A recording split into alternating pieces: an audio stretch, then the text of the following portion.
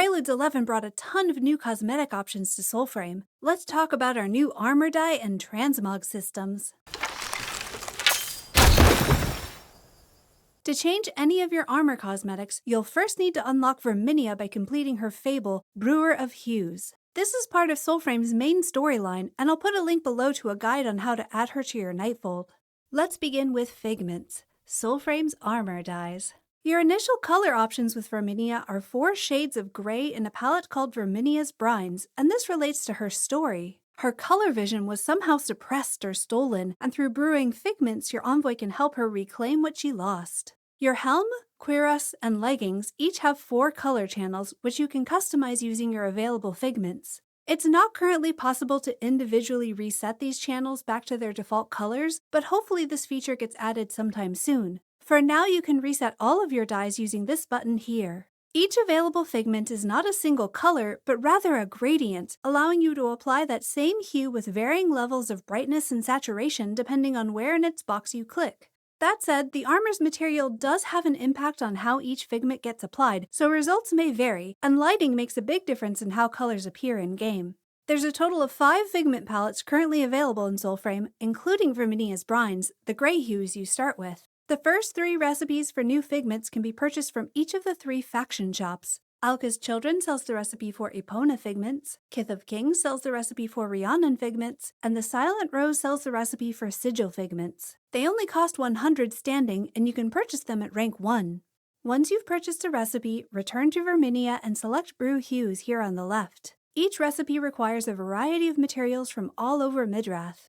Sigil requires Himrose and Queen's Folly, 2 fairly common flowers, as well as Neathcap, which you get from breaking the amber-colored eggs in Neathans, and Synod's Maiden, a flower that only spawns in corrupted areas. Rhiannon also requires Synod's Maiden, as well as Mora's Kiss, a fairly common flower, Fire Fungus, a common mushroom with a flame-colored glow, and Spider's Thread, which drops from spiders. Epona requires Wormwort, a common mushroom with a lime green glow, Willow Frond, which you get from destroying willow wings before they explode, Jade and Drop, a mushroom with an emerald green glow that you can find in Birdie's Bog, and Brine Floss, a common pickup near streams and ponds. Crafting new Figments only takes 10 seconds and will increase your bond with Verminia. Crafting 2 new color palettes will get your bond to rank 2, and then the next time you return to Nightfold, you'll find Verminia gone, having left a note next to one of her poppets. This mini-quest is still a work in progress, so the lines have not been voiced yet, but they will be in the future. Return to where you first met Verminia to convince her to return to Nightfold, and you'll get some dialogue that teaches you more about Verminia's past. As much as I'd love to wait for the voice lines before completing this one, you won't be able to customize your armor until you get Verminia back, and Soul Style is the new fashion frame, so there's no way I was going to wait. Completing this quest also gives you Verminia's Memoir, a Figment palette you don't have to brew. It automatically unlocks 4 new colors. So, now that we know how to dye armor, let's talk about how to get the skins you want. Bestitching is Soulframe's armor transmog system, and it just got an absolutely fantastic update. Here's how it works. Talk to Verminia and click on the thread and needle icon next to your helm, cuirass, or legs. This will bring up a menu showing every armor piece you've acquired for that slot so far, plus an empty square. Selecting one of these armor pieces will preview its skin on your character with whatever Figments you've currently applied on that slot. If you want to preview the skin with different dyes, you'll need to either apply those dyes to your armor slot first and then preview the skin, or equip the armor piece you're thinking of unlocking and preview the Figments on the armor piece itself. This dialog box will ask if you want to spend a Moonsteel thread to permanently use the previewed skin for bestitching. Clicking OK consumes 1 Moonsteel thread and unlocks that skin for you to use freely as many times as you want. Your bestitching menu will now show that skin with the Moonsteel thread icon in the top right corner, indicating that it is already unlocked for use. If you want to remove a skin to show the armor piece underneath, you can select the empty square. Moonsteel thread can be purchased from Avocot using Arcs, which will become Soulframe's premium currency. In Preludes 11, each new envoy starts with 100 Arcs, and while we don't currently have a way to buy more, this is hopefully coming soon.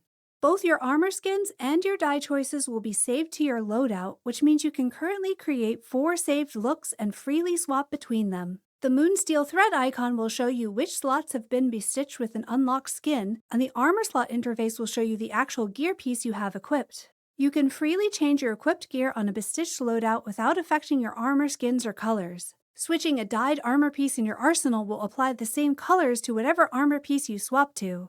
So essentially, the cosmetic choices you make with Verminia are attached to your loadout and will be applied over whatever gear you equip.